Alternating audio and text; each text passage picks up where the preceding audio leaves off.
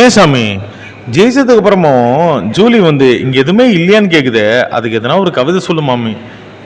அதுக்கு கவிதைலாம் இல்லை. அந்த கோணவாய் ஜூலிக்கு ஆல்ரெடி ஒருத்தர் பெருசா சொல்லியிருக்கிறாரு, நான் இங்கே தான் இருக்கேன் இங்கே தான் இருக்கேன்றிய, எங்கே தாண்டி இருக்கிற? தேவையில்லாத வார்த்தைகள் பேசுனேன், என்னென்ன பேசுனேன், இனிமே பேசு.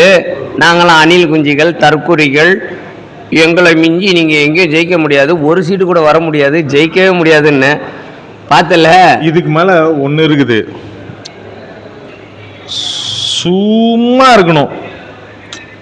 அவர் சொன்னது சும்மா இருக்கணும், உன் காதில் அதை அடிக்கணும் போல இருக்கும்ல. அதனால வந்து வாய சும்மா இருக்கணும். அதான் சும்மா இருக்கணும். ஓகேவா? நம்ம எப்பவுமே வெற்றி கழகம், அதனால தான் பேரே வச்சது வெற்றி கழகம்னு. வெற்றி பெற்றுச்சா உங்க எல்லாருக்கும் அச்சாங்களா அப்பே